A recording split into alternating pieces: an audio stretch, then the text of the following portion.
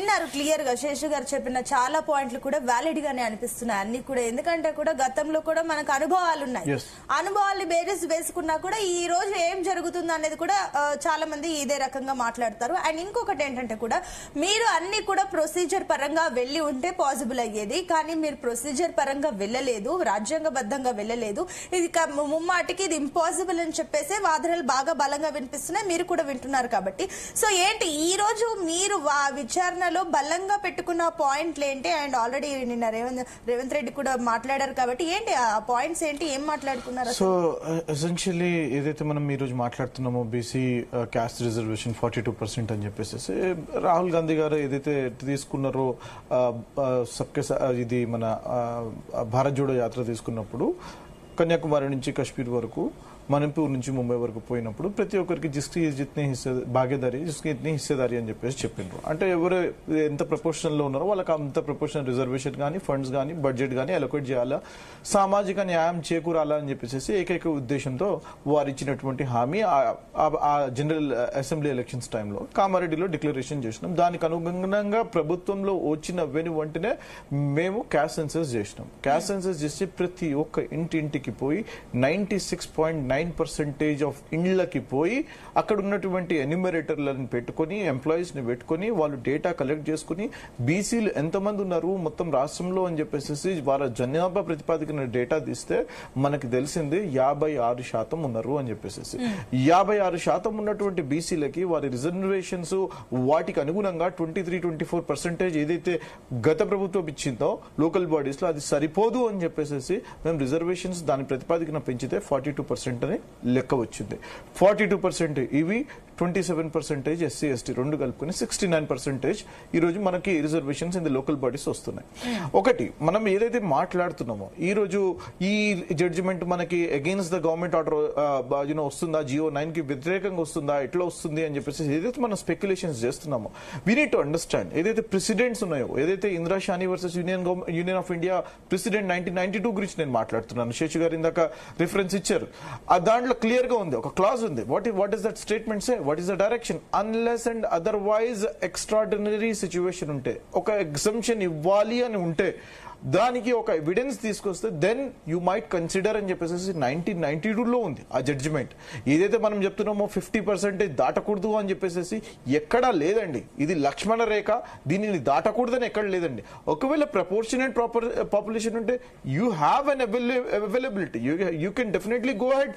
ఆ ఎవిడెన్స్ ని, ఆ డేటాని మనం సేకరించినాం కాబట్టి మొత్తం భారతదేశంలో ఎవరు ఈ రకంగా వారు డేటాని తీసుకొచ్చినటువంటి స్టేట్ గవర్నమెంట్స్ లేవండి. గతంలో హైకోర్టు అదే చెప్పింది, సుప్రీంకోర్టు అదే చెప్పింది, 50% రిజర్వేషన్ క్యాప్ దాటొద్దని. అది చెప్పడం వల్లే కూడా గతంలో 2018లో ఏదైతే బీసీలకు 33 ఎంత ఉందో దాన్ని తగ్గించి 22కి తీసుకొచ్చారు కదా. ఎసెన్షియల్లీ మళ్ళీ మీకు అదే చెప్తున్నా, అప్పుడు మనకి డేటా అనేది లేదు అంటే మీరు అంటున్న ఈ లక్ష్మణ రేఖ ఇట్లా అని చెప్పి అన్నారు కదా. మరి అట్లాంటప్పుడు సుప్రీంకోర్టులో హైకోర్టులో ఎందుకు దాటొద్దని ముమ్మాటిగా తేల్చి చెప్పేసి. Supreme court are high court they are just courts, there a judiciary department వరకే, there is a judiciary organ of the government. We have 3 organs, legislative, executive and judiciary. Seshu గారు చెప్పినట్టు ప్రొసీజర్ ఫాలో కావాలి అని అంటే, ఒక బిల్ ని దాన్ని చట్టబద్ధంగా మనం తీసుకురావాలి అని అంటే మనము ఇక్కడ మనం చేసి పంపించినప్పుడు కేంద్రంలో that has to go through both the houses. దాని తర్వాత దాన్ని ఆమోదించిన తర్వాత ప్రెసిడెంట్ గారు స్టాంప్ కొట్టిన తర్వాత, ప్రెసిడెంట్ గారు అసెంట్ ఇచ్చిన తర్వాతనే దానిని మనము you can go ahead and give the reservations. But yes, దాని వాళ్ళు 9th షెడ్యూల్ యాడ్ చేస్తారా, జ్యుడిషియల్ రివ్యూ రానికుండా చేస్తారా, that is a different subject. నేను అనేది ఏంటి అని అంటే, అది తమిళనాడు వారికి ఇచ్చిండ్రు. ఏదైతే మనం స్టేట్ గవర్నమెంట్ కేంద్ర ప్రభుత్వం ఇద్దరు కలిసి చేయాలా, కోఆర్డినేషన్ చేస్తూ చేయాలా అని చెప్పేసి ఏదైతే మాట్లాడుతున్నారో దట్ ఈస్ ట్రూ. అది జరగాల, అది జరగలేదు. మేము ఎప్పుడైతే మేము క్యాస్ట్ సెన్సస్ తీసుకుని డేటా మా దగ్గర తీసుకొచ్చిన తర్వాత మేము ప్రతి ఒక్క పార్టీని ఇన్వైట్ చేసేసి ప్రతి ఒక్కరు ముందుకు రావాలా, దీన్ని మనం డిస్కషన్ చేయాలా, దీనిని మన ప్రెసిడెంట్ ద్వారా మనం దీన్ని అప్రూవల్ చేసుకోవాలా అని చెప్పేసి మేము ప్రెషర్ తీసుకొస్తే ఢిల్లీలో మేము we have done a dharna there, ఢిల్లీలో దాన్ని ఎవరు ముందుకు రాలేదు. ప్రతి ఒక్క పార్టీకి ఇన్వైట్ చేసినాము. ఈ రోజు బీఆర్ఎస్ బీజేపీలో అడ్డంకిగా మారినరు. ఇక్కడ 8 మంది ఎంపీలు ఉన్నారు, 2 మినిస్టర్లు ఉన్నారు. వారు కేవలం ఒక్క ప్రెసిడెంట్ దగ్గర అపాయింట్మెంట్ కూడా ఇవ్వలేదండి. ఇక్కడ నుంచి మా మినిస్టర్ కానివ్వండి, చీఫ్ మినిస్టర్ కానివ్వండి, ప్రతి ఒక్క నేత బీసీ రిజర్వేషన్స్ కోసం పోట్లాడి ఆ రోజు ఢిల్లీలో పోయి అక్కడ మీటింగ్ పెట్టేసేసి అక్కడ మా గళాన్ని వినిపించడానికి మేము ప్రయత్నం చేస్తే బీజేపీ కానివ్వండి, బీఆర్ఎస్ కానివ్వండి, నోబడీ హాస్ కమ్. పక్క రాష్ట్రాల వాళ్ళు వచ్చినారు, సుప్రియా సూలే అక్కడి నుంచి వచ్చినారు, బీహార్ నుంచి వచ్చినారు, హర్యానా నుంచి వచ్చినారు. మన రాష్ట్రంలో ఉన్నటువంటి వారు ప్రతి ఒక్కరూ రావాల్సిన అవసరం ఉందండి. అంటే వారికి చిత్తశుద్ధి లేదు. వారు ఎంతసేపు రాజకీయ లబ్ధి వీరికి దొరుకుతుంది, కాంగ్రెస్ కి ఆ క్రెడిట్ పోతుంది. It is not about Congress or BJP or BRS, it is about the social justice. Telangana ప్రజల కోసం, తెలంగాణ సోషల్ జస్టిస్ కోసం, సామాజిక న్యాయం కోసం చేయాల్సిన పని ఇది. ఇది ఒక కర్తవ్యం. దానికి మేము అనుగుణంగా మేము పోతున్నాము. 100% సైంటిఫిక్ డేటా ఉంది మా దగ్గర. డేటా పెట్టుకుని మేము పోతున్నాము. ఏ రాష్ట్రం అండి మీరు ఇన్ని చెప్తున్నారు? మహారాష్ట్రలో చెప్పినారు, మధ్యప్రదేశ్ లో చేసిండ్రు. మీరు తీసుకొచ్చిన ఈ క్యాస్ట్ సెన్సస్ ఏదైతే ఉందో అందులో మైనార్టీలను తీసేయండి, మతపరంగా కూడా మీరు ఇంక్లూడ్ చేస్తున్నారు, ఇది పాసిబుల్ కాదు, అప్పటికి మేము సపోర్ట్ చేస్తామని చెప్పి వాళ్ళు కూడా అంటున్నారు. బీజేపీ గురించి మనం అంత సీరియస్ గా మాట్లాడాల్సిన అవసరం లేదు ఇక్కడ ఈ టాపిక్ లో. The reason I'm talking about is వారికి కమ్యూనల్ పాలిటిక్స్ తప్పితే, వాళ్ళకి హిందుత్వ కార్డు తప్పితే మరొకటి ఏం లేదండి వాళ్ళ దగ్గర. మీరు దేశం కోసం ఏం చేస్తున్నారు, దేశ ప్రజల కోసం ఏం చేస్తున్నారు, దేశ పురోగతి కోసం ఏం చేస్తున్నారు, మంచి ఏం చేస్తున్నారు, దాని గురించి మాట్లాడు. ఎన్ని రోజులండి బ్రిటిష్ వాళ్ళు చేసిన పాలన, డివైడ్ అండ్ రూల్ చేసి వీళ్ళు మైనారిటీ అంటే మైనారిటీలు దేశంలో లేరా?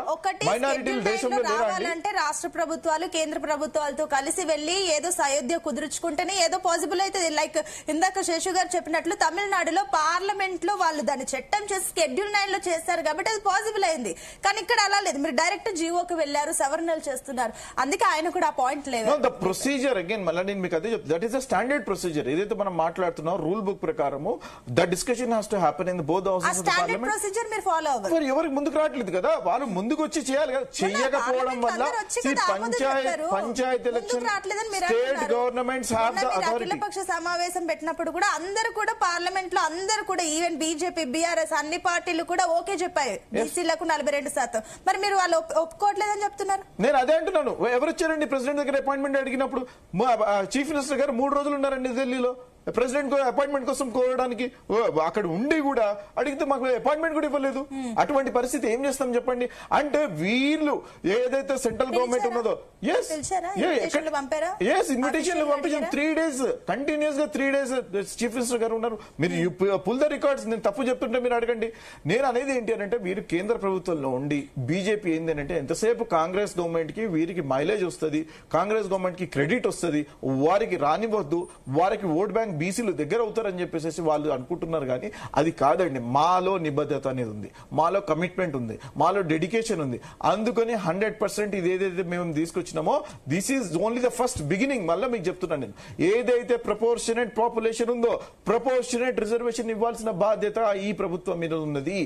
మా ముఖ్యమంత్రి వర్యులు రాహుల్ గాంధీ గారు ఇచ్చిన మాట ప్రకారం 100% దీన్ని ఇచ్చి తీరుతాము. నేను మళ్ళీ మీకు చెప్తున్నాను, this is a local body election, ఇది పంచాయత్ ఎలక్షన్స్. సెంట్రల్ గవర్నమెంట్ ఏముంటుందండి నేను చెప్పండి, నాకు అర్థం కాదు. రూల్స్ ఉన్నాయండి, but state government should be given that freedom to increase the reservation. 67% కాదండి, 70 to 70 ఇవ్వాల్సిందే. ఎంతసేపు వాళ్ళ చేతిలో పెట్టుకుని ఇట్లా ఈ రకంగా చేస్తారండి, నాకు అర్థం కాదు. ఇది ఫెడరల్ వ్యవస్థకి ఇది చేటు కాదా? మీరు చెప్పండి. This has to change. ఇప్పుడు సరే మీరు అంటున్న అంశం ఇది నిజంగానే ఇప్పుడు సుప్రీంలో ఇప్పుడు ఈ రోజు విచారణ జరుగుతుంది కాబట్టి సరే ఈ విషయం అంతా మనం పక్కన పెట్టినా, అంతకంటే ముందు ఇప్పుడు స్థానిక సంస్థల ఎలక్షన్స్ కు సంబంధించి రెడీ అవుతున్నారు కాబట్టి పంచాయతీరాజ్ చట్టంలో ఏవైతే మార్పులు చేస్తారో ఇది ముందే చేయొచ్చు కదా, ఎందుకింత డిలే చేస్తారు? ఎందుకంటే గాంధీ గారు ముందే అన్నారు గ్రామాలు బాగుంటేనే దేశం బాగుంటుందని. మీరు స్థానిక సంస్థల ఎన్నికలను పక్కన పడేసి ఇన్ని రోజులు డిలే చేసి అక్కడ మొత్తం కుంటుపడిపోయింది అభివృద్ధి. ఇంత లేట్ ఎందుకు చేస్తారు? కూడా వస్తుంది కదా. I disagree with this. మనం ఏదైతే మనం మాట ఇచ్చినామో దాని ప్రకారం చేయాలా అని చెప్పేసి వచ్చిన నెలలో వచ్చిన 2 నెలలు చేసే ప్రక్రియ కాదండి. మనము అసెంబ్లీలో పెట్టేసుకుని దాన్ని ఒక డిస్కషన్ చేసిన తర్వాత అవును దీన్ని చేయాలి అని చెప్పేసి ప్రతి ఒక్కరిని ఇంటికి పోతే ఆ డేటా కలెక్ట్ చేయడానికి 6 నెలలు పట్టింది. ఆ డేటా కలెక్ట్ చేసిన తర్వాత మళ్ళీ అసెంబ్లీలో డిస్కషన్ చేసి ఏమన్నా చేంజెస్ కావాలంటే ఆ చేంజెస్ చేసిన తర్వాత 42% ఇవ్వాలి అని చెప్పేసి తీసుకురావడానికి మనకి ఐ థింక్ ఏప్రిల్ మే టైంలో మనకి ఈ జీవో 9 అనేది తీసుకురావడం జరిగింది. అక్కడి నుంచి ఎంత టైం ఉందండి మీకు చెప్పండి. ఏప్రిల్ మే తర్వాత September, how far is it? మీరు అనేది కరెక్ట్. ఎప్పుడైతే సరే కింద వరకు గ్రామ స్థాయి వరకు డెవలప్మెంట్ ఉంటేనే దెన్ కంట్రీ విల్ ప్రోగ్రెస్. ఈ రోజు మనకు దాదాపు 1500 కోట్ల సంవత్సరానికి మనకు సెంట్రల్ నుంచి వచ్చే గ్రాంట్లు, మన సెంట్రల్ నుంచి పంచాయతీ రాజ్కి వచ్చేది గ్రాంట్లు మనకు రావట్లేదు. అంటే 3000 కోట్ల లాస్ ఆల్రెడీ స్టేట్ గవర్నమెంట్ కి చెందుతుంది. అందుకని మేము ముందు నుంచి చెప్తున్నాం, ప్రతి ఒక్క పార్టీకి ముందుకు రండి. This is not about a political party. You need to understand. మళ్ళీ మీకు అదే చెప్తున్నాను,